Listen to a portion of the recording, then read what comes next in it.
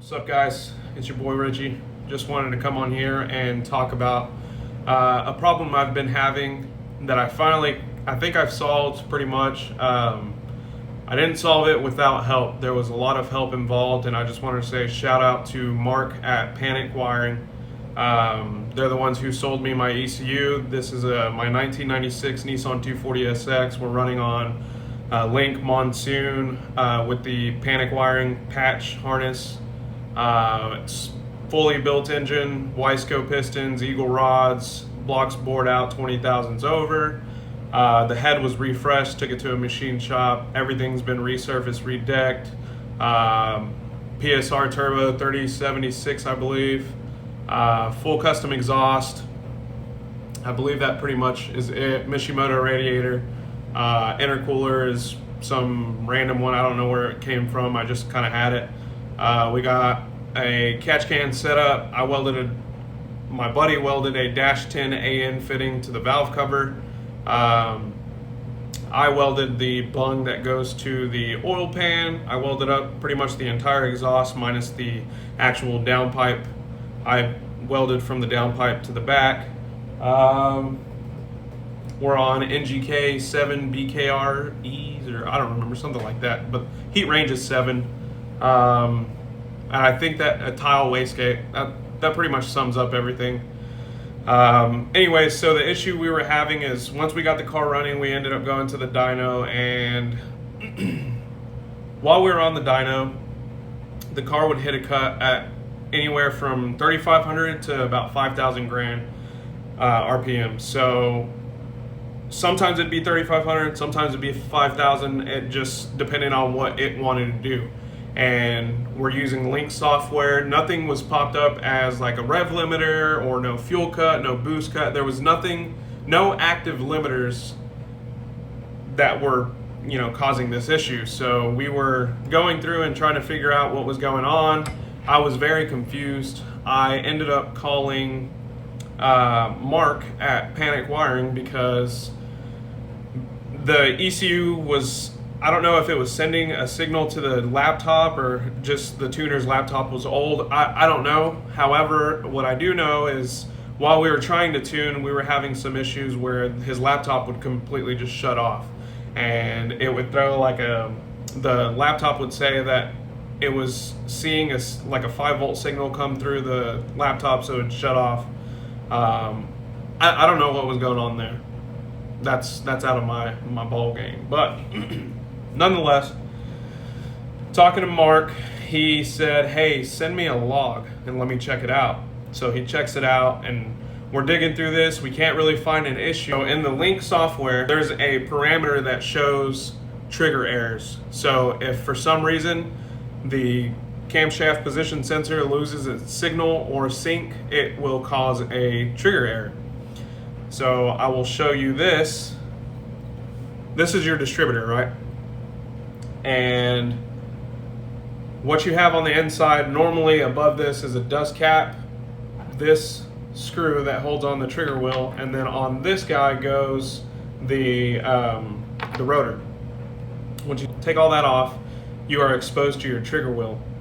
The stock trigger wheel has 360 slots all around, and this optical sensor picks up every one of those slots every time it makes a rotation around. That's what is providing the cam signal or trigger error signal, trigger signal, whatever. So I posted in a forum, and they were like, well, you need to upgrade the stock one to an AEM 24 tooth because the 360 degree slot loses resolution after so many RPMs if you're turboed. So I was like, sweet. I ended up buying one, threw it on, sent the log to Mark at Panic. We kind of got it set up. The car was running. I could freely rev it all the way out to like 6,500 or whatever the stock rev limit is. In neutral, I can rev it all the way out. It had no issues. So I assumed it was fixed. Go back to the dyno for the second time, and now we're having the same issue, and I was very confused. I was like, what the hell? I just got that AM trigger disc, so it shouldn't be doing that issue, it shouldn't be having that. So as we made progress on the dyno, we noticed that, it wasn't getting any better. Told the tuner, I said, hey, we have another distributor, let's throw it on and see what happens. So I ended up borrowing my buddy's distributor, and once we threw it on, the car was like worse than what it started out at. So when we put it on, it would hit like a rev limiter at like 3,300 or something like that, and it would go wah, bah, bah, bah, bah, bah, bah, bah, like it wouldn't go past $3,000 pretty much. And I was very confused. We were all defeated. And then at some point we got to a point where it literally just wasn't even running anymore. We cut it off, we tried to start it again, it wouldn't do anything. And we're like, what the heck?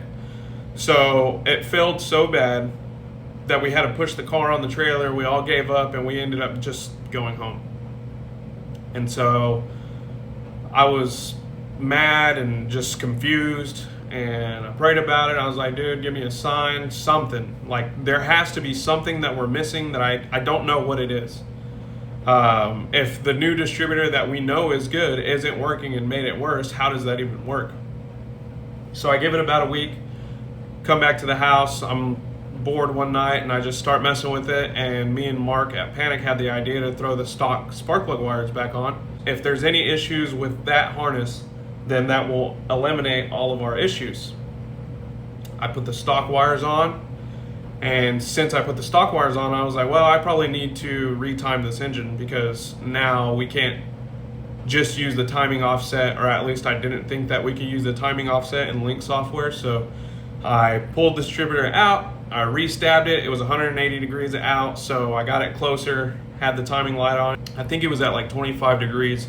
When you open the Link software to calibrate your timing, it locks it out at 20, so I knew that it was off at some point. And I'm talking to Mark, and I ended up getting the car running before I called Mark. And so I call Mark, and he's looking at it. By this point, I swapped the old distributor back on, because obviously the new distributor that we knew was good wasn't working the way it should have. So I threw my distributor back on with stock distributor wires, and I got it running. And I was like, sweet. Well, that fixed that. I guess we'll see if the ignition coils were the issue. Mark ends up talking to me over the phone, and we get a base map set up to where I can go and drive the car. And he was like, let's go see if it does it. And so I'm driving around the car, and sure enough, I got like 5 trigger errors while we were tuning. I get back home, and I'm just still confused. I didn't know what was going on, but we were like, well, maybe it'll work itself out. So I drove it for a couple days like that. It didn't fix it. So I got bored one day, and I was like, well, let me just throw the other distributor on. And whenever I throw this other distributor on, we'll see what happens. I threw the new distributor on. The same thing at the dyno, where it was hitting the 3,000 RPM cut was happening. So I'm going on Google. I'm like, what the heck is going on?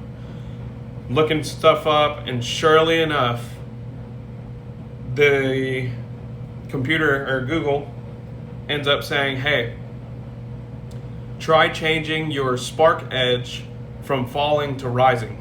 And I said, I mean, what's the worst that can happen?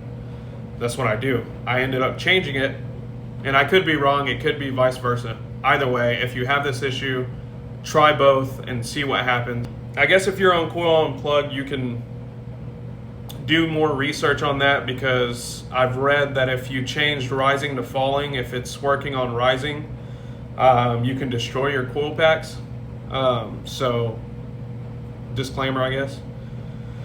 Anyways, I ended up changing it, and sure enough, I revved the car in neutral and it revved all the way out. And I was like, heck yeah, dude. So go drive the car, and I didn't get any trigger errors. I was like, sweet. That fixes that. That I don't know what fixed that, but something fixed it. And so I'm driving it around for about a week or so. I had no trigger errors, and I think that issue is done. I've been driving the car on the newer distributor for about 2 weeks, and then I ended up going to order a new one, and for some reason they're like, nobody makes them. So I've seen there was 3 on eBay, and I was gonna order one the day that I saw that they were there. There was 3 brand new ones on eBay. I was gonna order it, I got super busy at work, didn't get the chance. 2 days later, I go to order it, they're gone. Nobody made them. I don't know if by the time you're watching this video, if they're making them, but at this time that I am making this video, there are not any new distributors for some reason. So I'm like freaking out. I don't know what to do. I don't really want to spend $200 on a used distributor when a new one that I just saw on eBay was 170 bucks. So I ended up going to carparts.com. I think that's what the website's called, and I seen that they had one at the junkyard that's like 30 minutes from my house. So I was like, sweet, I'm gonna go over there, pick it up, we'll see what happens. I go over there, pick it up, slap it on the car. Sure enough, it's working. So bring your distributor back out. You have an optical sensor in here that will fail if any oil has gone inside of here. So if the seal that's around here is bad, or the internal seal or whatever, if you have any oil in here or debris, it will mess up this sensor.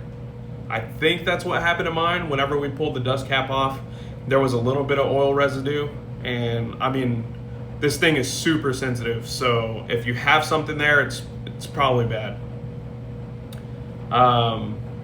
But yeah, so now we have a new to me / used optical sensor that's working great.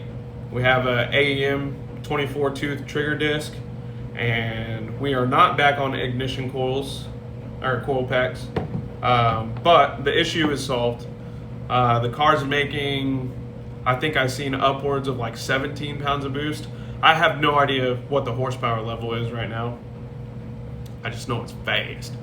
But yeah, so just wanted to talk about that because, like I said, there wasn't any info on the issue. So I wanted to talk about it, and hopefully there's somebody out there that needs this information and they can use it. But if not, then I'll just, I don't know, prepare you for problems that may be coming to you. You know what I'm saying? So yeah. So basically what I want to show you is what I'm talking about when I'm talking about my logs and what I was seeing for trigger errors. So in Link software, if you already know this, cool beans. If you don't, I'll show you. But you have this feature up here, so you can log anything. If the car's connected to the laptop through the ECU, and you know you're seeing all of your information while it's happening, you can hit this thing right here. It says PC log. Right now it says off because it's not connected. Your ECU, when it's connected, will show online, not offline. Anyways, so once it's connected and you want to see a log of stuff, you hit this button. It's going to turn green. It says PC log on. And then once you're done logging, you would come up here to logging in this section. I mean, it's kind of hard to see, but you have a drop down, and when you get done with the log, it's easier if you would just drop it down and save your log file. So in the drop down menu, it'll say save log as, so you would click that button and save it to your computer wherever it's easiest for you to find. Label it however you want if you're changing anything. For my reasoning of doing this, I just labeled it like 1 through whatever how many logs I had, because I was trying to figure out trigger error. So anyways, while you are logging, the ECU picks up a bunch of stuff. So this is currently what I have highlighted. I have engine speed, trigger error count, trigger 1 signal, and my throttle position sensor. So like if you right click, you can go to properties, and what you have here, I'm so sorry, this is such an old laptop and it doesn't really show everything very well, but what you have here is a list of stuff that I have currently. So I have 2 groups, one showing that stuff I already talked about, and the second group talking about the boost that I'm running, 12 volt, and then engine temperature. But you can go to add parameter down here, and it brings you up a bunch of stuff. So whatever you want to put in here, you can put. So let's say you want to go to auxiliary outputs. It's going to give you all this stuff for whatever you're running. So like engine fan output, it'll tell you if it turned on or off, and so forth. I can go deeper into that, but Link already has a video on it, so you just watch their video. Anyways, this is all the stuff that I have highlighted, and this is just what I'm showing you for what I was doing. So we're just gonna go back to this. And if you look up here at 0, that's what the trigger error is reading at that time, right? So if we go to the end of the log, see how many trigger errors I have. 5. I have 5 trigger errors, which is terrible. So this is what I was talking about whenever I was talking about trigger errors and what was happening. So if you look here, let's go to this trigger error. So there's 0, and as I was going up in RPMs, I was at 4,800, 5,000, and then at 5,241 RPM, right at that point, I got a trigger error. So the next one goes to 484, and then it goes down, and so forth. So this will just show you the log and how many times you had that trigger error. So I had 3 in this one little spot. Anyways, I wish I could find the log that I had previous to this, because so what I was really looking for is whenever I got that trigger error, I was looking for the engine speed to 0 out, because whenever you lose complete signal to the trigger wheel, the RPMs will literally drop all the way to 0. So you'll see it'll say trigger error 1 right here, and then once it triggered 2, like within this little window right here, it would drop from 4,500 or 4,300 to 0, and then back up to 4,300. So in that little spot right there, it dropped. So if you look at my throttle position, I was at 45%. 2 clicks over, I was at 48%. So I never lifted up. So in that process, my RPM was jumping around while I was at 45% throttle. So I went from 4,300 to 4,000 to 4,300, and that is a trigger error, or 2 or 3, whatever. And that's what told me, hey, you're having signal issues, you're having trigger issues, or whatever the case is. So if you have a Link ECU, cool. I don't know anything about any other ECU, and I really don't know anything about standalone ECUs to begin with. However, this is just information that I have learned because I am having issues, and honestly, that's how the entire ownership of this car has been. I've owned this car since I was 16. I'm 24 now. But yeah, hopefully that gives you some information that may or may not be useful to you, but for the most part, it's just information. It's me talking about problems that I had with the car that, like I said, weren't talked about enough beforehand or talked about really in any forum. The only hint that I got out of it, and somebody commented on my post, said, I replaced a distributor and it fixed my issue. So somebody did tell me that, but obviously when you're having issues like that, it could be electrical, it could really be anything. So the first thing that you do is not throw parts at the car, it's trying to go through and figure out issues. And I mean, one of those issues was literally my key switch. So your ignition harness runs all the way through here, and there is a wire that goes into your ignition harness for your key that will cause a trigger error. I found that out because underneath my dash, the previous owner had some like wire taps or like some random stuff. He was tapping into that harness for something. I don't know what, but anyways, there was a bunch of brittle wires, and Mark at Panic was like, hey dude, go through and like wiggle all the wires and see if you can get the issue to recreate. And I couldn't get the issue to recreate until I went underneath the dash and I started messing with those wires, and then I could. So I patched up that harness, and now we don't have that issue anymore. We just had the distributor issue. So yeah, that's pretty much where we're at on the car. I know there's going to be some people that are like, oh, bro, you have so many chafing issues and blah, blah, blah, blah, blah. Listen, I'll get to it when I can, all right, brothers? But anyways, yeah, so this is the car. But yeah, I hope you guys got some good information out of that. But if you didn't, I'm sorry. But until next time, it's your boy Richie, and I'm out. So we'll see you later.